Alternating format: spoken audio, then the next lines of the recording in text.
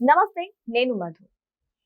Tadepalli den కి సంబంధించిన కీలక అంశాలు ఇప్పుడు తెర మీదకి వస్తున్నాయి. సిట్ దగ్గర కూడా సరైన అంశాలు ఉన్నట్టే తెలుస్తున్నాయి. అసలు ఏం జరిగింది, ఏ విషయాలు బయటకు వచ్చాయి, ఈ రోజు మనం తెలుసుకుందాం. ఎంత సీరియస్ గా ఇప్పుడు తాడేపల్లి అంశం ఇప్పుడు తెర మీదకి వస్తుందో కూడా తెలుసుకుందాం. ఈ రోజు మనతో పాటు ఉన్నారు సీనియర్ జర్నలిస్ట్ సిఎస్ రావు గారు. వారిని అడిగి మరిన్ని విషయాలను తెలుసుకుందాం. నమస్కారం సార్. సార్, ఇప్పుడు తాడేపల్లి డెన్ కి సంబంధించిన అంశం అయితే తెర మీదకి వస్తుంది. అసలు ఏం జరిగింది సార్? లిక్కర్ స్కామ్ లో తాడేపల్లి డెన్ కి సంబంధించినటువంటి అంశం బయటకు వస్తుంది. ఈ డెన్ కి కీపర్ గా ప్రణయ్ ప్రకాష్ అన్న అతను ఉన్నారు. ఎవరు ఈ ప్రణయ్ ప్రకాష్ అంటే ఇతను ఐఐటి స్టూడెంట్. మరి ఐఐటి స్టూడెంట్ కి దీంతో పని ఏంటి అనుకోవచ్చు. ఇతనికి పరిచయస్తుడు ఒక ఈ మధ్యన అరెస్ట్ అయ్యారు. ఆయన ఎవరు, చెవిరెడ్డి భాస్కర్ రెడ్డికి సంబంధించినటువంటి అనుచరుడు, ప్లస్ రాజకేష్ రెడ్డి ఉన్నాడా, రాజకేష్ రెడ్డికి సంబంధించిన వియంకుడు కాదు, తోడల్లుడు అనుకుంటా. అతనికి ఇతను స్నేహితుడు. సో ఇతను గత కొన్ని రోజుల నుంచి పరారులో ఉన్నాడు. నేపాల్ బోర్డర్ లో ఉంటే పట్టుకొచ్చారు. నేపాల్ బోర్డర్ లో ఉన్నాడు. నేపాల్ బోర్డర్ లో ఉంటే పట్టుకొచ్చారు. సో ఐఐటి చదివి, ఐఐటి స్టూడెంట్ అంటేనే గొప్ప మేధావి అనొచ్చు. అతను 10 మందికి ఎంప్లాయ్మెంట్ ఇస్తాడు, కంపెనీ పెట్టుకుంటారు, ఇండస్ట్రియలిస్ట్ గా ఎదుగుతాడు. వాళ్ళ ఐడియాలజీ అంతా డిఫరెంట్ గా ఉంటుంది. అలాంటి ఐఐటి స్టూడెంట్ కాస్త ఇప్పుడు తాడేపల్లి డెన్ కి కీపర్ గా మారాడు. కీపర్ అంటే మొత్తం దాన్ని పర్యవేక్షించేది బాధ్యతను ఆయనకి అప్పచెప్పారు. బాధ్యతను అప్పచెప్తే అది చూస్తూ ఉన్నాడు. ఏంటి ఈ డెన్ ఎక్కడ ఉందంటే, ఇప్పుడు జగన్మోహన్ రెడ్డి గారి ఇంటికి సమీపంలో ల్యాండ్ మార్క్ అని ఒక అపార్ట్మెంట్ ఉంది. ఈ అపార్ట్మెంట్ లో కొన్ని ఫ్లాట్లు తీసి అపార్ట్మెంట్ మొత్తం వీళ్ళ ఆధీనంలో ఉంది. చాలా వరకు అక్కడ ఉన్నటువంటి ఫ్లాట్లు, అపార్ట్మెంట్ ఫ్లాట్లు. ఆ అపార్ట్మెంట్ ఫ్లాట్లలో మొత్తం లిక్కర్ డబ్బు మొత్తం స్టాక్ చేసి పెట్టారు. మొత్తం పేర్చి పెట్టారు. ఇది నేను చెప్పడం కాదు, సిట్ చెప్తున్నటువంటి షార్ట్ షీట్ లో పొందుపరిచినట్టు అంశం. ఇదేదో నేను కట్టు కథ కాదు, అల్లిన కథ కాదు. షార్ట్ షీట్ లో సిట్ వాళ్ళు పొందుపరిచిందే, విచారణలో తెలియనటువంటి అంశం. అసలు అక్కడికి ల్యాండ్ మార్క్ అపార్ట్మెంట్ లో ఎందుకు స్టాక్ చేశారు ఈ డబ్బు అంతా అని అంటే, కంటైనర్లో తరలించారు. ఎక్కడికి తరలించారు? ఇక్కడ డబ్బు మొత్తం తెలంగాణకు తరలించారు, హైదరాబాద్కు తరలించారు. హైదరాబాద్ లో ఉండేటువంటి కొన్ని ఫామ్ హౌస్లు వీళ్ళకు ఉన్నాయి. ఈ ఫామ్ హౌస్ లో రాజకేష్ రెడ్డికి సంబంధించిన ఫామ్ హౌస్ లో ఆ మధ్య రైడ్ చేస్తే డబ్బులు బయటపడ్డాయి కదా. ఈ ఫామ్ హౌస్ లో డంపులు పెట్టారు. డంపులు పెట్టారు. ఈ డంపుల్ని ఎప్పుడు బయటికి తీశారు? చార్జ్ షీట్ దాని ప్రకారం, సిట్ చెప్తున్న దాని ప్రకారం 2023లో తెలంగాణ అసెంబ్లీ ఎన్నికల నోటిఫికేషన్ ఇచ్చిన తర్వాత ఎన్నికల కోడ్ వస్తుంది. ఆ సమయంలో ఆంధ్రప్రదేశ్కి తరలించారు. ఎందుకు? ఇక్కడ ఉంటే సేఫ్ కాదు, ఎలక్షన్ కోడ్ ఉంది. ప్లస్ కంటిన్యూషన్ లో మళ్ళీ ఆంధ్రప్రదేశ్ ఎలక్షన్ వస్తున్నాయి 6 months లో. సో కాబట్టి తరలించడానికి కష్టం అవుతుంది. అందుకని ఎలక్షన్ కోడ్ రావడానికి ముందుగా ఈ మొత్తం డంపుల్లో ఉన్నటువంటి డబ్బుల్ని ఆంధ్రప్రదేశ్కి తరలించారు.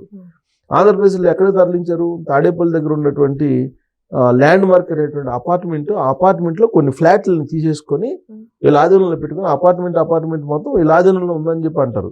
అపార్ట్మెంట్ లో మొత్తం మనం ఇంట్లో మారినప్పుడు సామాన్లు చెప్తారు కదా, అలా మొత్తం అట్టపెట్టెలు వేసి ఈ అట్టపెట్టెలన్నింటినీ ఆ ఫ్లాట్స్ లో స్టాక్ పెట్టారు. స్టాక్ పెట్టేసి వీటన్నిటిని పర్యవేక్షించే బాధ్యత ఇతనికి అప్పచెప్పారు, ప్రణయ్ ప్రకాష్. ఎందుకంటే ఇతను బాగా తెలియగలడు. ప్లస్ రాజకేష్ రెడ్డి ఉన్నాడు కదా, A1. సో ఆయనకి దగ్గర వాళ్ళకి బంధువు కాదు, వాళ్ళ ఫ్రెండ్, నమ్మకస్తుడు, ప్లస్ తెలియగలడు. టెక్నాలజీ పరంగా కూడా తెలియగలడు. ఈ బాక్సులు ఎన్ని ఉన్నాయి, ఈ బాక్సులు ఎక్కడ స్టాక్ పెట్టారు, ఇవన్నీ. అయితే ఇతన్ని ఈ మొత్తాన్ని పర్యవేక్షిస్తున్న బాధ్యత ఎవరు తీసుకున్నారు? టోటల్ గా హైదరాబాద్ నుంచి తాడేపల్లి నుంచి ఒంగోలు నుంచి చిత్తూరుకి, తిరుపతికి ఈ మొత్తం ఎవరు పర్యవేక్షించారు? చెవిరెడ్డి భాస్కర్ రెడ్డి గారు. సో చెవిరెడ్డి భాస్కర్ రెడ్డి ఆధ్వర్యంలో ఈ మొత్తం టీం మొత్తం నడిచింది. చెవిరెడ్డి భాస్కర్ రెడ్డి గారికి ఎందుకు జగన్మోహన్ రెడ్డి గారు అంత ప్రాధాన్యత ఇచ్చారు అని అంటే, ఆయన సర్వే సంస్థలని అప్పుడు నిర్వహించింది ఈయనే టోటల్ గా. సో ఈ లిక్కర్ డబ్బుతోటి ఎలక్షన్ చేయాలి అనేటువంటి ఉద్దేశంతో ఈ లిక్కర్ డబ్బును మొత్తాన్ని స్టాక్ పెట్టారు. ఈ లిక్కర్ డబ్బుతోటి మొత్తం అక్కడ తరలించి అక్కడి నుంచి ఎక్కడెక్కడికి కావాలో అక్కడికి తరలించారు. ఇప్పుడు విజయవాడ డెన్ ఉందని చెప్పారు కదా, ఆ డెన్ నుంచి ఒంగోలుకు మార్చారు.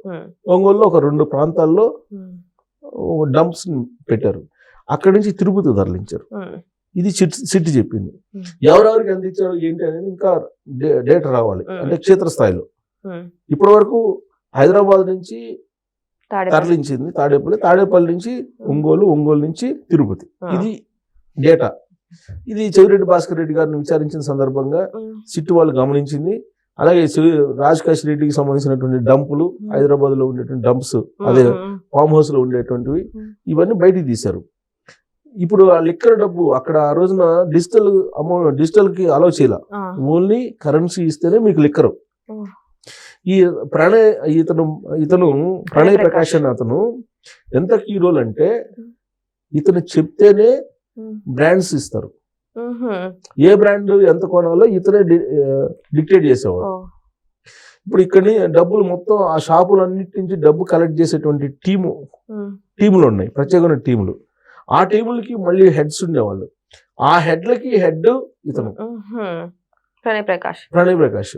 ఈ మొత్తం డబ్బులు ఎంత వచ్చినాయి, ఎన్ని అట్టపేటల్లో పేర్చారు, ఇవన్నీ కూడా ఇతను చెవిరెడ్డి భాస్కర్ రెడ్డి గారికి కూడా బాగా తెలుసు అనేది సిట్ పొందుపరిచినటువంటి అంశం. అయితే ఇతను ఈ లిక్కర్ స్కామ్, కూటమి ప్రభుత్వం వచ్చిన తర్వాత లిక్కర్ స్కామ్ విచారణ ఎప్పుడైతే ప్రారంభమైందో అప్పుడు వెంటనే ఇతను విదేశాలకు వెళ్ళిపోయాడు. ఎక్కడికెక్కడ వెళ్ళిపోయాడు? థాయిలాండ్, టాంజానియా, అలాగే జాంబియా, ఇలాంటి ప్రాంతాలకు వెళ్ళిపోయారు. వెళ్ళిపోయి ఎందుకు పంపించారు ఇతన్ని అని అంటే, లిక్కర్ డబ్బులు ఏదైతే ఉన్నాయో ఈ లిక్కర్ డబ్బులతోటి అక్కడ మైనింగ్ కంపెనీకి సంబంధించినట్టు ఒక డిపిఆర్ తయారు చేసే పనిలో అతను ఉన్నాడు. ఎవరికి అంటే చెవిరెడ్డి భాస్కర్ రెడ్డి గారికి అండ్ టీంకి అని చెప్పి సిట్ అనుమానిస్తూ ఆ మీద పొందుపరిచారు. అంటే ఇతను ఐఐటి చదివినటువంటి అతనికి మైండ్ని దీనికి ఉపయోగించారు వీళ్ళు. ఇతను ఉపయోగపడ్డాడు. ఇతని బెనిఫిట్ ఏంటి? ఇతను కూడా షేర్ ఉంటుందిగా, అమౌంట్ ఉంటుందిగా డెఫినెట్ గా. ఇతను ఏం చేశాడు? ఇతను కొన్ని రియల్ ఎస్టేట్ లో కొంత అమౌంట్ ఇన్వెస్ట్ చేశారు. అక్కడ రియల్ ఎస్టేట్ చేశాడంట విదేశాల్లో. ఇవన్నీ ఉన్నాయి. సో ఇప్పుడు ఎట్టగలకు నేపాల్ బోర్డర్ లో పట్టుకున్నారు. లుక్అవుట్ నోటీస్ ఇచ్చారు. ఇప్పుడు ఆయన ఏమంటాడు? తన భార్యకి ఏదో బాగాలేకపోతే నేను వెళ్తున్నాను, లేదంటే నేను వెళ్ళను, నేను ఎందుకు వెళ్తాను అని చెప్పి వెళ్ళడానికి ప్రయత్నం చేశాడు. లుక్అవుట్ నోటీసులు ఉన్నాయి కాబట్టి వెళ్ళకుండా పట్టుకొని వచ్చారు ఈయన. సో ఇప్పుడు విచారిస్తే నిన్న పట్టుకొస్తే రిమాండ్కి వేశారు. ఇప్పుడు జైల్లో ఉన్నాడు. జైల్లో ఉన్నట్టు విచారిస్తున్నారు. లిక్కర్ స్కామ్ కి సంబంధించి విచారించే కొన్ని రకరకాల విషయాలు బయటకు వస్తున్నాయి. ఇప్పుడు ఈ కంటైనర్లు, అప్పుడు కంటైనర్లో డబ్బులు అన్నారు కదా, అర్ధరాత్రి వేళ వచ్చేసి ఎగ్జిట్ నుంచి వెళ్ళిపోయేది ఒక లారీ, ఇవన్నీ చెప్పారు. అప్పుడు న్యూస్ వచ్చినాయి. ఇవన్నీ ఎవరి ఆధ్వర్యంలో జరిగింది అంటే ఇప్పుడు ప్రణయ్ ప్రకాష్ ఇవన్నీ మొత్తం మానిటర్ చేశారనేది సిట్ అనుమానిస్తుంది. విచారణలో సిట్ పొందుపరుస్తుంది.